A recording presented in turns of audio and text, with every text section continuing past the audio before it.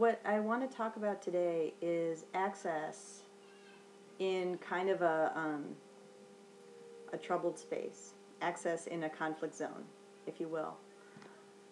I want to talk about what happens when access needs collide, bump against each other, are difficult to resolve. As a disability activist and as a disability studies scholar, I've fallen into a habit that I think a lot of us fall into, which is talking about access in a very optimistic way, a very we can do it kind of way. We insist on common tenets of disability activism and scholarship. For example, individual bodies are not the problem. Inaccessible spaces are the problem. We point out that flexible design can accommodate all learners or all users of a space. And we argue that access, while not necessarily an easy goal, is a reachable goal. And yet, at the same time, I'm not sure we have really gone fully into... Melanie, just cut this part out where I'm fucking with my hair. I'm not sure we have... okay. Despite these goals, and they're good goals, I don't think we have really given enough credit to how complex the goal of access really is. And we do point to it, and importantly, scholars, including Jay Dolmage, Melanie Yergeau, Amy Vidali, Stephanie Kirschbaum, Sushil Aswal, these are all writers and colleagues whom I can point to and say, yes, we have talked about access as being more complicated than just a multimodal classroom or just a ramp. And yet at the same time, I don't think there's been enough attention to the fact that sometimes what different people need in a space is just plain gonna conflict, is going to not just be different, but is going to be opposing. And that's what's really interesting to me. I want to first just bring forth a quotation from a book that I will now admit I have not finished reading. The book is The Question of Access by Tanya Tichkowski. And it's a wonderful book. Tanya says right near the beginning of the book something that I think is really profound. She's sort of making some general remarks about what access is and is not. And she says this: access is an interpretive relation between bodies. I just think that says so much in not very many words. Access is an interpretive relation between bodies. And I want to tell a short story about something that happened at a conference I was at recently. This conference was just a couple of months ago, and it was a disability studies panel. It was specifically a disability arts panel. And there were 3 artists on the panel, wonderful artists, talking about their work. And in the course of the panel, each of them showed slides of his or her work.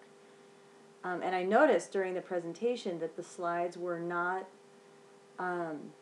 very fully described, despite the fact that the whole panel was really focused on these incredibly rich, visual, vibrant paintings. The descriptions of those paintings were really quite cursory and brief. And I asked during the Q&A, because I've sort of become that person, like the annoying person who will say during Q&A, oh, but did you think about access? Oh, what happened with the preparation of this panel? Now, as it happened, I knew the people on the panel, and so I essentially asked, I knew access had not a part of their preparation, so I was able to say, in what ways was accessibility, and specifically descriptions of your paintings, in what way did that enter into your preparation? And one of the artists on the panel gave such an interesting answer. And she acknowledged that they had really thought about it carefully and they had struggled with how to describe their work. And she said, in a way, the artist who has created the painting is the last person you would want describing it to you. And I thought that was a really interesting point, that the artist herself, whom we might assume to know the most about a work of art, might be the last person for certain audiences, perhaps a conference audience, who could actually describe that painting in a way that would be usable for an audience. So that was one response. And then a completely different response came from the next artist on the panel, who sort of made a face like this and said to the audience at large, "Now, does anyone have a question about what we were really talking about?"